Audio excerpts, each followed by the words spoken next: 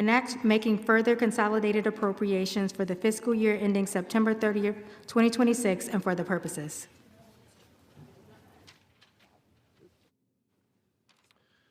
Under the Speaker's announced policy of January 3rd, 2025, the gentlewoman from California, Ms. Rivas, is recognized for 60 minutes as the designee of the Minority Leader.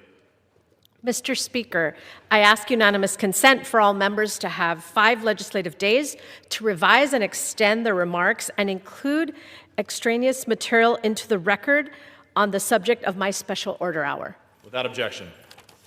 Thank you, Mr. Speaker.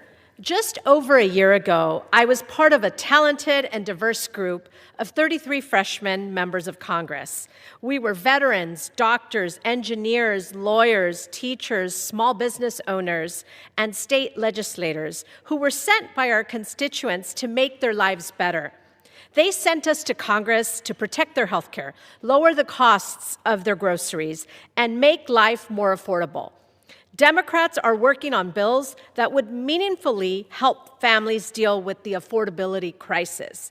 There are bills that have been introduced that stop price gouging at the grocery store, making housing more affordable, and make healthcare accessible for all.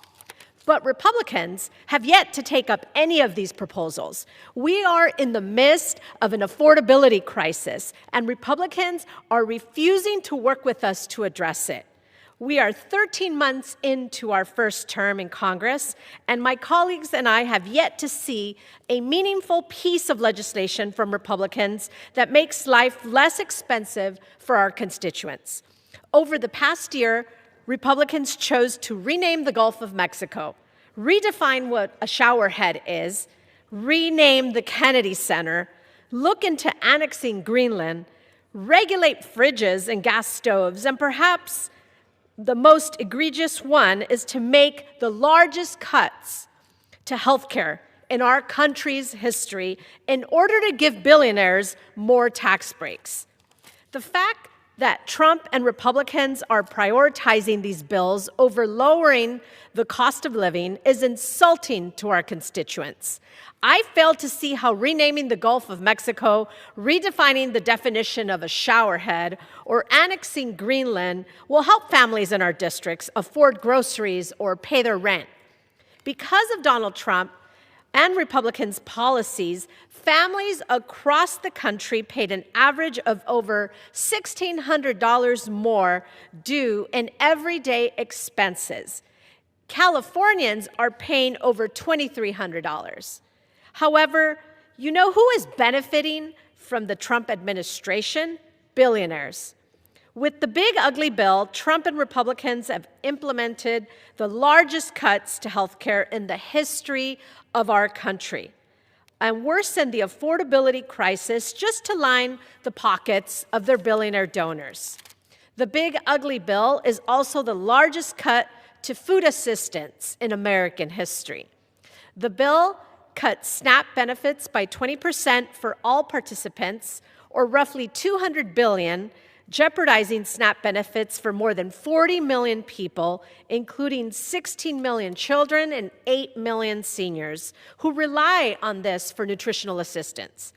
Republicans turned their backs on making life affordable for our most vulnerable in order to help billionaires afford another yacht.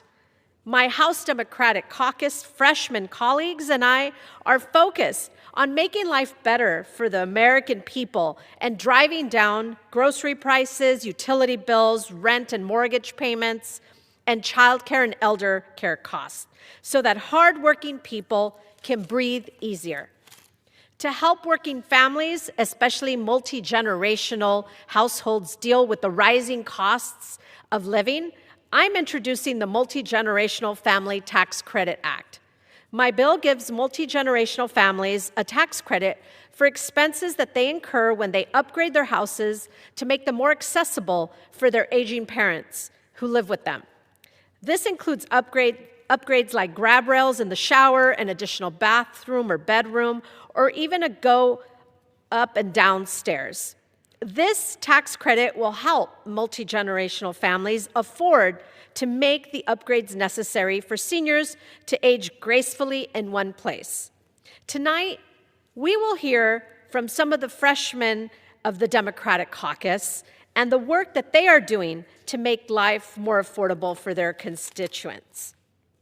I now yield 4 minutes to my colleague and friend from the great state of California, Congressman George Whitesides.